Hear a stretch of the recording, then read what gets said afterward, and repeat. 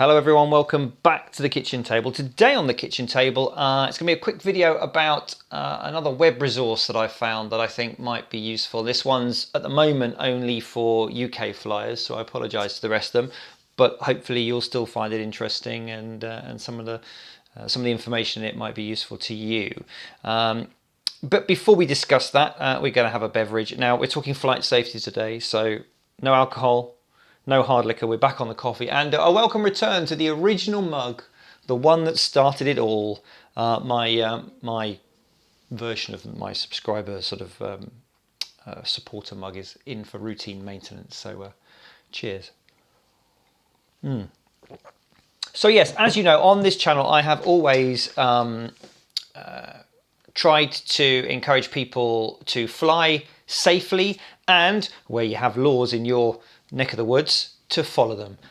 If we all did that, then worldwide we would probably be in a lot better shape as a hobby in terms of not having to fight so hard against potentially really restrictive legislation. So anything that I can find that helps promote sort of flight safety and flying responsibly and legally is a thumbs up as far as I'm concerned. And one of my subscribers sent me a link to a site that he'd found that I think's really useful if you fly in the UK, and it's called noflydrones.co.uk.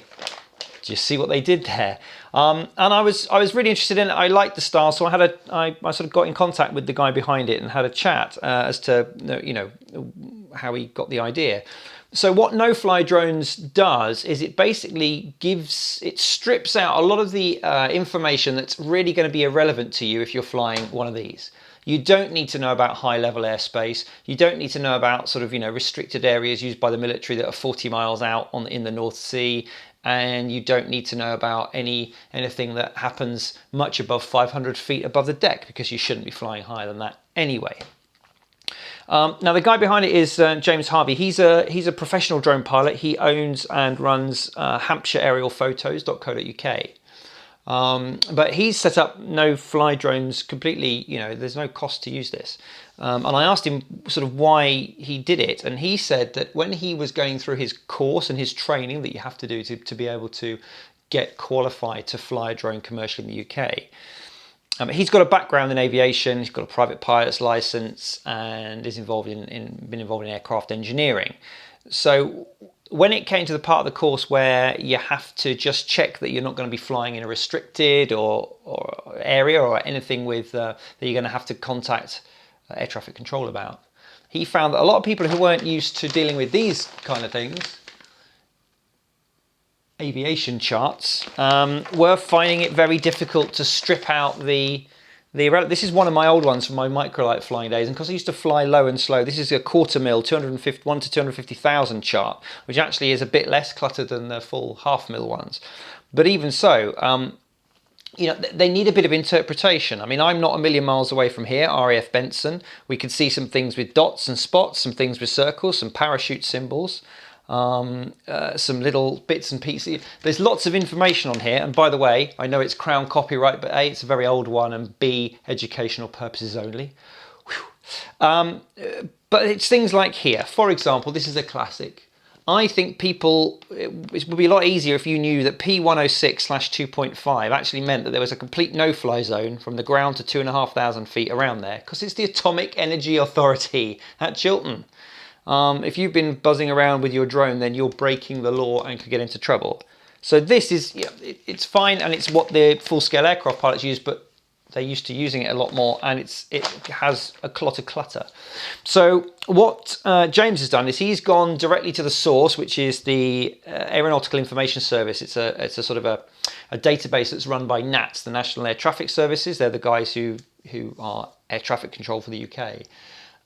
Is for the use of everybody. But he's gone in and got the information out and then really thrown away anything that's irrelevant. We don't need to know about 8,000 foot controlled airspace, and we don't need to know anything about stuff that's over the sea or is irrelevant. And he's plotted that all out onto the website. Now, there's also a companion app for Android if you want to get that. It's a £1.49, which is a reasonable price and will help obviously towards the development and server costs and stuff. One of the advantages of getting the app is that it ties into the GPS on your phone. So wherever you are, you open the app, it knows where you are and gives you the information about, right there. And it will show things that you need to know, like, there may be a disused airfield and you may not realize that they actually use it for freefall parachute training of a weekend. Stuff like that will be on these charts and it will be in this this website.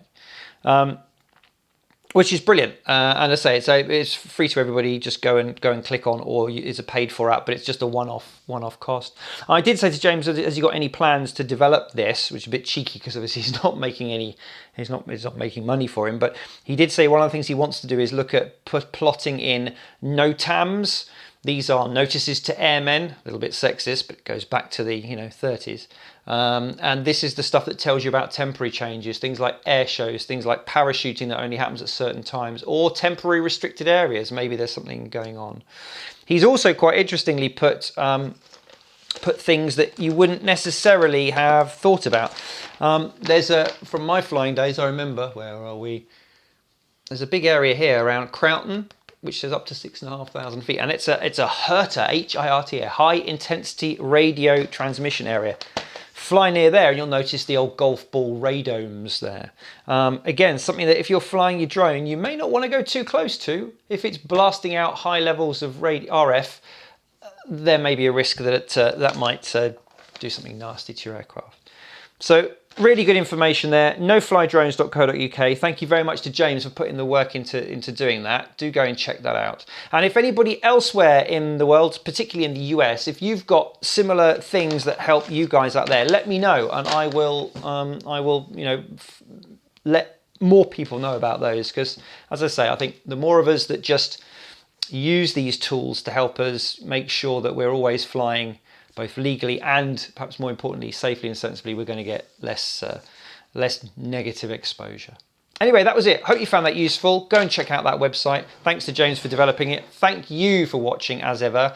If you'd like to support the channel so I can continue making hopefully interesting videos and stuff, there are loads of ways that you can do that down in the description below. Some that don't involve spending any money, some that do. If you'd like one of the mugs I was going to demonstrate, not one of these, you can't have one of these. You can have one of those. Then again, links to the description, you can buy them from my website. Thank you very much to those who already have, and I'll see you again soon on the kitchen table. Until then, fly safe and cheers.